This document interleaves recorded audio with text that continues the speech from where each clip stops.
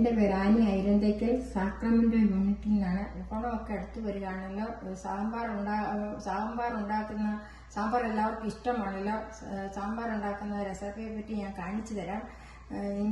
സാമ്പാറിൻ്റെ ഇൻഗ്രീഡിയൻസ്: വഴുതനങ്ങ, കറിവേപ്പില, മല്ലിയില, സവോള, വെളുത്തുള്ളി, മുരിങ്ങയ്ക്ക, മത്തങ്ങ, കുമ്പളങ്ങ, കോവയ്ക്ക, ക്യാരറ്റ്, വെണ്ടയ്ക്ക, പയറ്, ഉരുളക്കിഴങ്ങ്, വാഴയ്ക്ക, പടവലങ്ങ.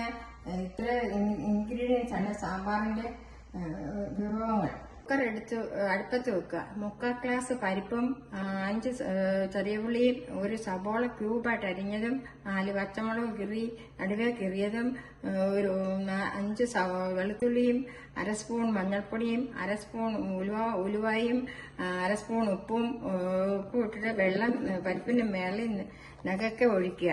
അത് കഴിഞ്ഞ് കുക്കറിന്റെ അടപ്പിന്റെ അകത്ത് എണ്ണ തടവിയിട്ട് അത് പരിപ്പ് ഒട്ടിപ്പിടിക്കാതിരിക്കാനാണ് എണ്ണ തടവുന്നത്. എന്നിട്ട് കുക്കറിന്റെ അടപ്പ് അതിന് മേളിൽ വെച്ച് 3 വിസിൽ അടുപ്പിക്കുക.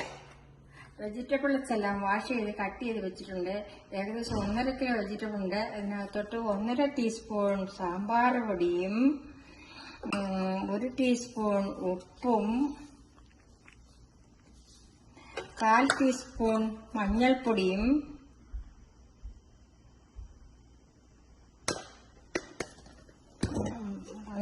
പുരട്ടിയതിന് ശേഷം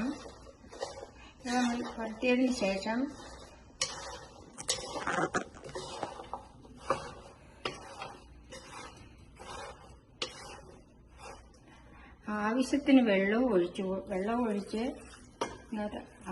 വെള്ളം ഒഴിച്ച്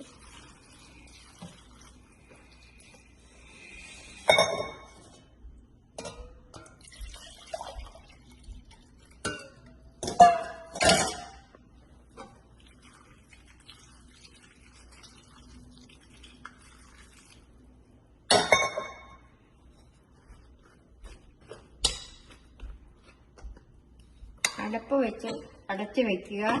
അത് കഴിഞ്ഞ് സ്റ്റൗ ഓണാക്കി 10 മിനിറ്റ് വേവിക്കാൻ വെക്കുക.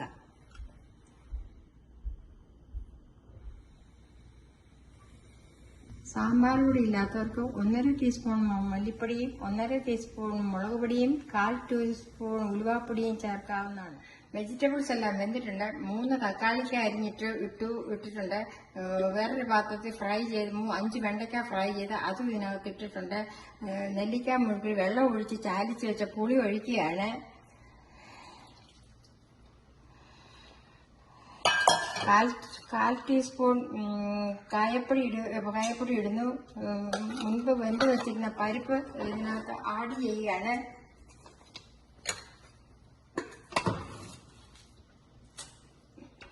കുറച്ച് മല്ലിയില ഇതിൻ്റെ കൂടെ ഇടുവാണ്.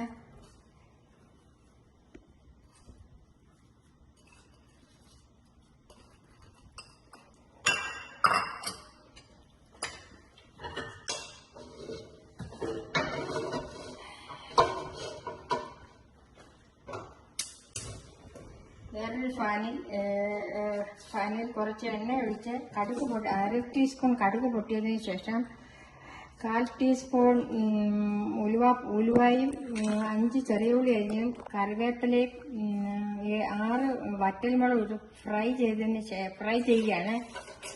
അത് കഴിഞ്ഞിട്ട് 1 ടീസ്പൂൺ മല്ലിപ്പൊടിയും